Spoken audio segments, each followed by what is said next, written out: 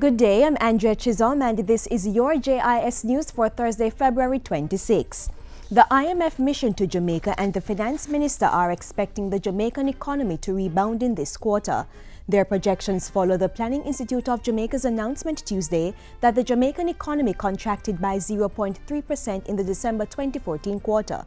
But on Wednesday, IMF Mission Chief Yankees Martin predicted a better performance in the next quarter. Growing confidence and improving competitiveness are projected to stimulate demand and increase economic activity to just over 2% in 2015-16. We believe that the growth momentum has been revived in the current quarter, and going forward, we certainly look forward to that momentum being strengthened. But we have agreed that this is a matter to be kept under discussion. Dr. Phillips and Mr. Martin were speaking at a press conference on Wednesday where it was confirmed that Jamaica passed its 7th straight IMF test. If the executive board of the IMF accepts the mission's findings later this month, the country will receive $40 million more under the extended fund facility. And the Simpson-Miller administration continues to receive high praises for its economic reform program. President of the Caribbean Development Bank, Dr. William Smith, says Jamaica's strict implementation and monitoring of the reform program is the reason for the success, and the international business community is taking note. Dr. Smith also pointed to Jamaica's improved business ranking, which now stands at 58th in the world. So that's good news. That's very, very good news. And even though 58 doesn't sound so great, it is where you're coming from, and the fact that Jamaica is now at the top of the pile in respect of the Caribbean, it can not only provide inspiration in Jamaica itself to get even further up that ladder, but we feel that it can also inspire the other Caribbean countries to themselves begin to do the things that Jamaica has done in order to be able to move to 58. The CDB president was speaking recently at a press conference in Bridgetown, Barbados. The Ministry of Health is seeking to assure the public that the country remains on high alert and is prepared to deal with any possibly imported cases of measles. The assurance comes from the acting chief medical officer, Dr. Marion Bullock-Ducasse, in the wake of news that the measles virus has now spread to 17 states in the United States. Dr. Ducasse says measles is highly contagious, so officials have stepped up border control, which involves isolation. A system to trace possible contacts of an infected person is also in place, extending for as long as 12 days when the virus may still be spread.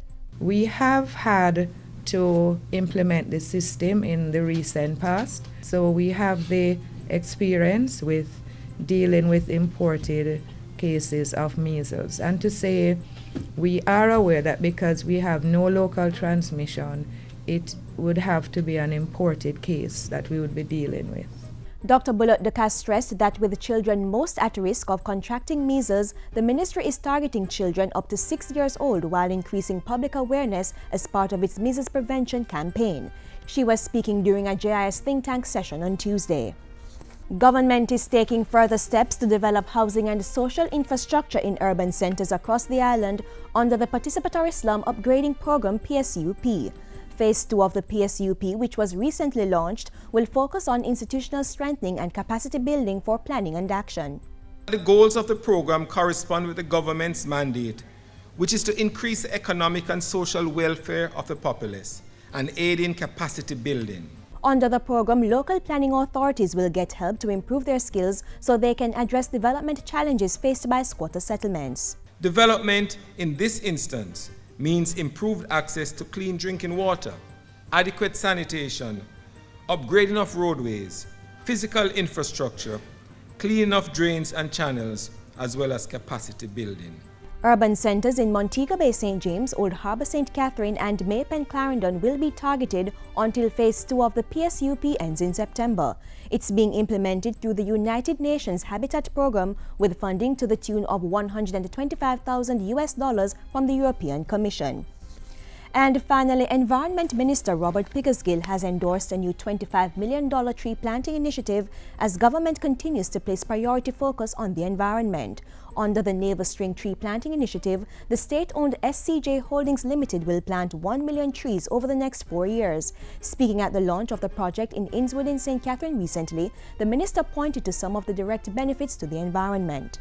I welcome any tree planting initiative which will help to increase the country's forest cover, protect our watersheds, reduce the country's carbon footprint, provide ecosystems, services, and support the National Climate Change Initiative.